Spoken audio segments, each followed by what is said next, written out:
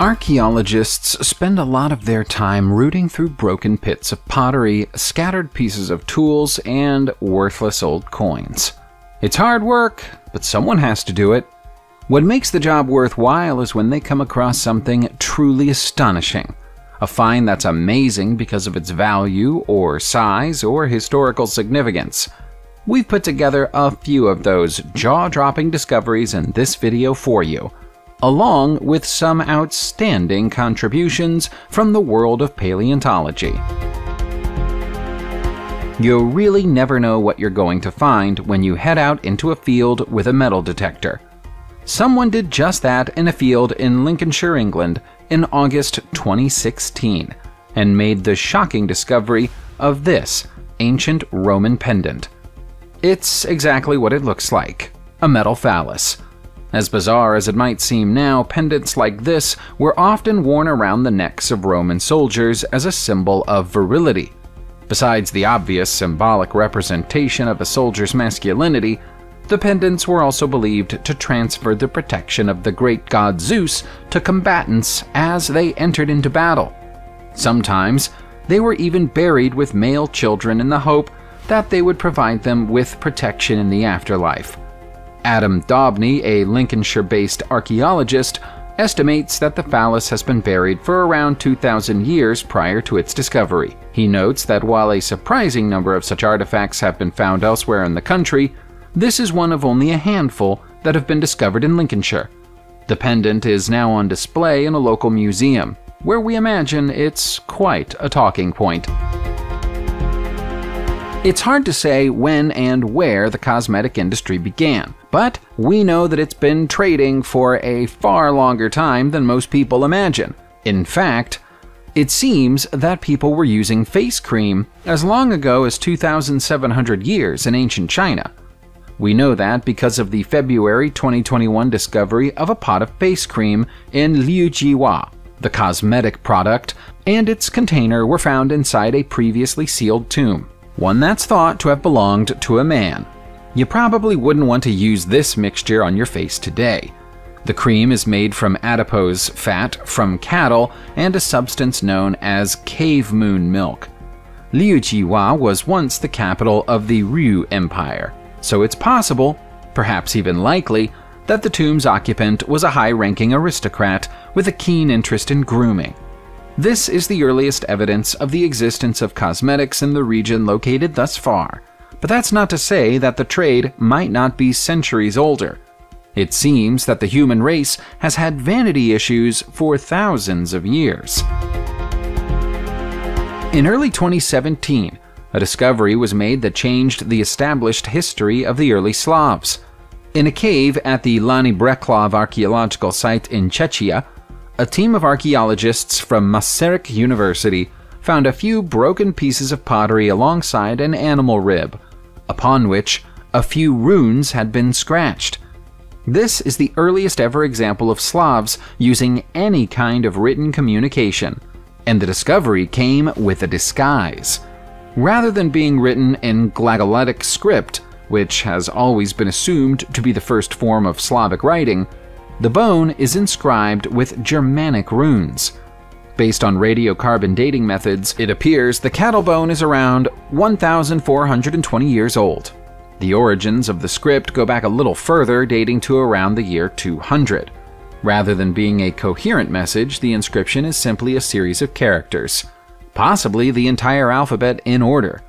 Unfortunately, this appears to be a fragment of a larger bone, so it's impossible to say for sure. Still, it's back to the drawing board for historians when it comes to considering the history of this particular language. We're traveling way back in time for our next discovery. Around 240 million years ago, an ichthyosaur living in the ocean that covered southwest China tucked into its last ever meal. It might be the case that the meal is what killed it. The creature it ate was barely smaller than the ichthyosaur itself, so it might have literally bitten off more than it could chew. Death was almost immediate, so when the ichthyosaur became fossilized, it still had the undigested creature in its stomach. After careful investigation, the experts responsible for the discovery concluded that it had eaten a marine reptile known as a thalattosaur. The enormous ichthyosaur was 15 feet long, but its prey was only 3 feet shorter, so it was always likely to be problematic. Scientists had long suspected that ichthyosaurs fed on large prey because of the design of their teeth and jaws, but this is the first solid evidence of them attacking and eating other large creatures. In fact, it's the first time articulated remnants of a large reptile have been found inside the stomach of any creature from this era. Fossils are a great way of identifying prehistoric or extinct creatures, but not every creature that ever walked the earth has left fossilized remains behind. Or at least not any fossilized remains that we've found so far. That means we sometimes have to use other methods to identify long-dead creatures. For example, ancient Egyptian paintings. After studying this 4,600-year-old painting in February 2021, Dr. Anthony Romilio from the University of Queensland concluded that it shows us a previously unknown and long extinct species of goose. The painting, entitled Medium Geese, shows us a bird that's similar but not identical to the red-breasted geese of today. It appears to be around the same size and shape, but the patterns on its wings and breast are different enough to suggest it isn't the same creature. As the painting is accepted as a realistic portrayal of things the artist saw with their own eyes, Romilio is willing to go on record as saying it's a type of goose we've never seen before. Strange as it may seem, there have been other extinct creatures that have been identified through paintings, including several varieties of donkey and antelope.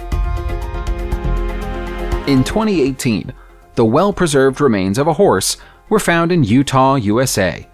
It's known as the Leahy horse, and 3 years after its discovery, it's telling us new things about the relationship between Native Americans and their horses centuries ago.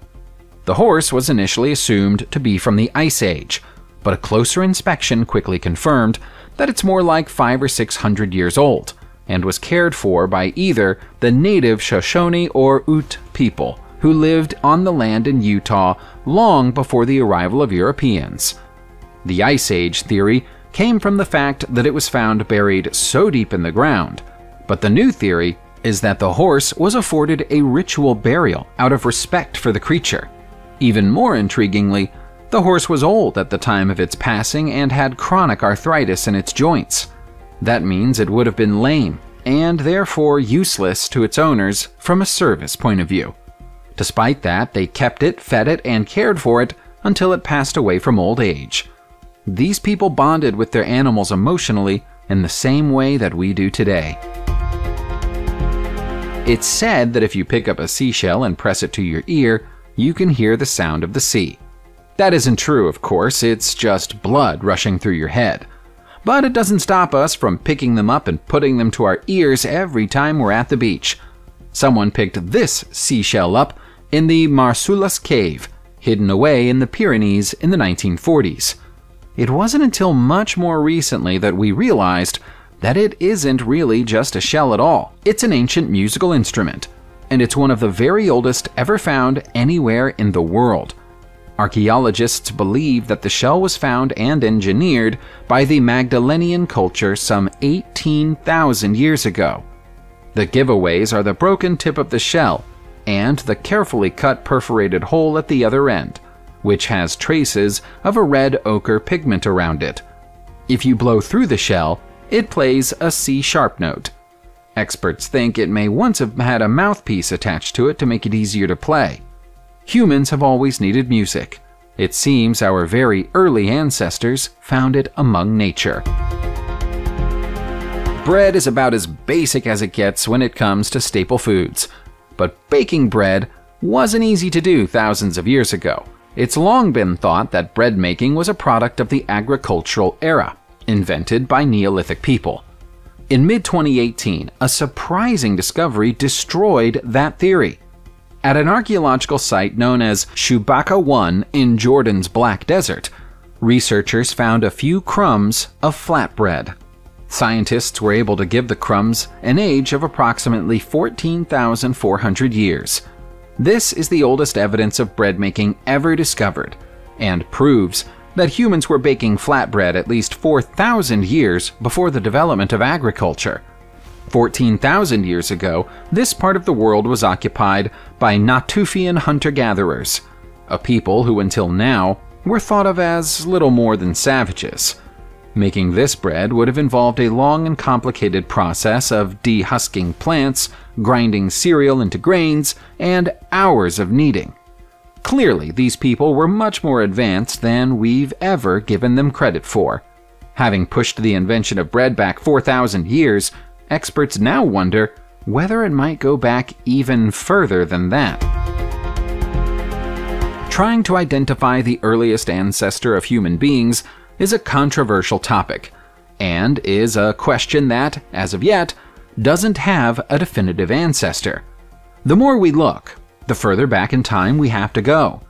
As of January 2017, there's been a new theory on the table, and it's a strange one to think about.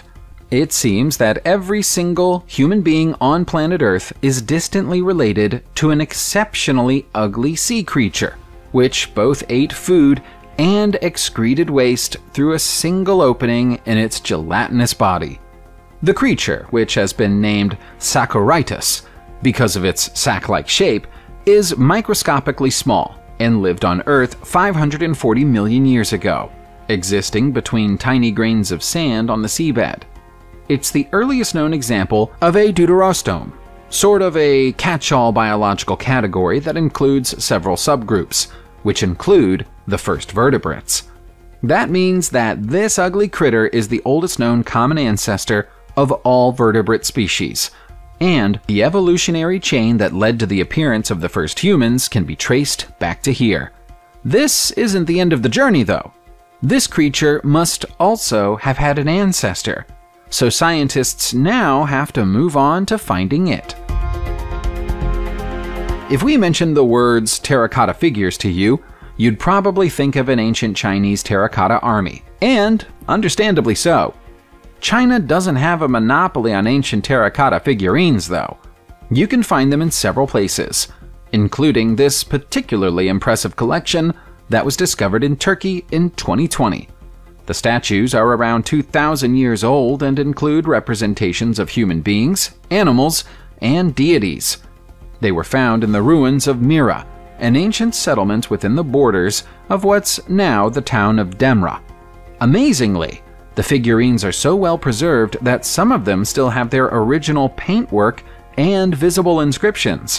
While this discovery might have been made in Turkey, the figurines weren't necessarily made within the country. Mira was one of the most important port towns in the Mediterranean during ancient times, so the works of art might have been imported from elsewhere, perhaps Italy or Greece. Greece might be more likely. Some of the female figures carry Greek water vessels known as hydrias.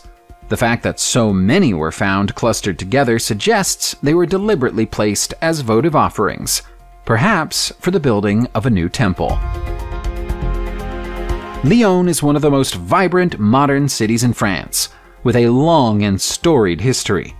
2,000 years ago, for example, it was a Roman city known as Lugdunum, and it had a remarkable aqueduct.